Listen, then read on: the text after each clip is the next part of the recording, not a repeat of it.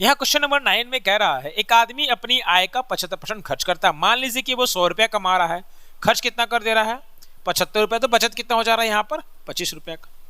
आगे कहता है उसकी आय में 20% की वृद्धि और उसके व्यय में 10% की वृद्धि होती है, तो उसके बचत में प्रतिशत वृद्धि ज्ञात कीजिए।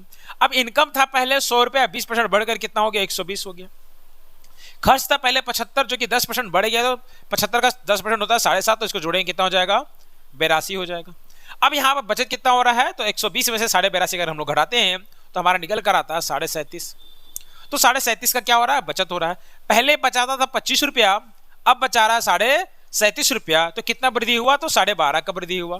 तो जितना वृद्धि हुआ वो ऊपर लिखेंगे, और इनिशियल बचत कितना था 25 था, तो 25 यहाँ पर लिखेंगे। चूंकि परसेंटेज निकालना तो क्या करना होगा 100 से गुना करना होगा, तो कटेगा 25 चौके 100, 12.5 को 4 से गुना करेंगे तो हमारा हो जाएगा 50%, जो कि ऑप्शन नंबर बी में दिया हुआ है। यहाँ 10 नंबर क्वेश्चन में कह रहा है यदि पेन की कीमत में 20% कम हो जाता है तो एक आदमी 100 रुपया में 10 पेन और खरीद पाता है। प्रत्येक पेन की नई कीमत क्या है। पहले 100 रुपया में जो पेन हम लोग खरीदते थे उसमें 20% का क्या हो गया गिरावट आ गया, तो 100 का 20% क्या होता है 20 होता है। यानी कि ये जो 20 रुपया है ये हमारा क्या होगा बच जाएगा।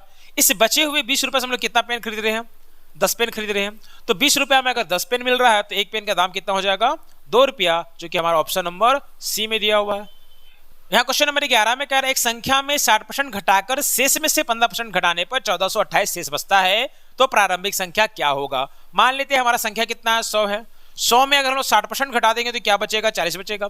अब इस 40 में 40 का 15% घटाएंगे तो 40 का 15% होगा 15 चौके 60 6 होगा, तो इसमें अगर हम लोग 6 घटाएं तो कितना हो जाएगा 34% हो जाएगा। अब इस 34% का वैल्यू यहाँ पर दिया हुआ है 1428, तो यहाँ पे लिख देंगे हम लोग 1428। अब 17 से इसको काटेंगे, 17 दूना का 34, और ये 17 का पहाड़ा में 6 बार में आएगा, सॉरी 8 बार में आएगा आपका 136, 142 में 136 गया तो हमारा क्या बच जाएगा 6 बच जाएगा, और ये 17 चौके 68 कट जाएगा।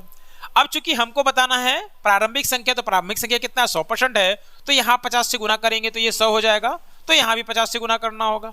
गुना करते हैं, ये 0 हो गया, 5 चौके 20 का शून्य हाथ में बचा 2, 8 5 40 2 42, तो 4200 हमारा आंसर हो गया, जो कि ऑप्शन नंबर बी में दिया हुआ है। क्वेश्चन नंबर 12 में कह रहा है 4896 किस संख्या का 85% है, तो 85% यहाँ पर दिया हुआ है 4896। इसको हम लोग 17 से काटते हैं तो ये 17 पचे 85, और इसको अगर हम 17 से काटेंगे तो ये 288 बार में कट जाएगा। यानी कि 5% जो है वो कितना के बराबर है 288 के बराबर है। तो हमको वह संख्या बताना यानी कि 100% बनाना है, तो 100% बताने के लिए क्या करना होगा 20 से दोनों साइड गुना करना होगा। तो 20 पचे 100 यहाँ पर निकल गया। अब इसको आप गुना कर दीजिए तो ये 0 का 0 उतर जाएगा, 8 दूना 16 का 6। अब अगर हम यहाँ ऑप्शन पर नजर डालें तो हमारा 6 यहाँ पर दिख रहा है, तो हमारा आंसर डी हो जाएगा। बट यहाँ पर हम लोग कंप्लीट सोल्व कर लेते हैं, बट एग्जाम में क्या करना है डी लगा करके आगे बढ़ जाना है। तो हमारा क्या हुआ 8 दूना का 16 का 6 बचा 1, 8 दूना 16 17 का 7 हाथ में बचा 1, और फिर 2 दूना का 4 1 5, कितना आ गया 5760, जो ऑप्शन नंबर डी में ही है।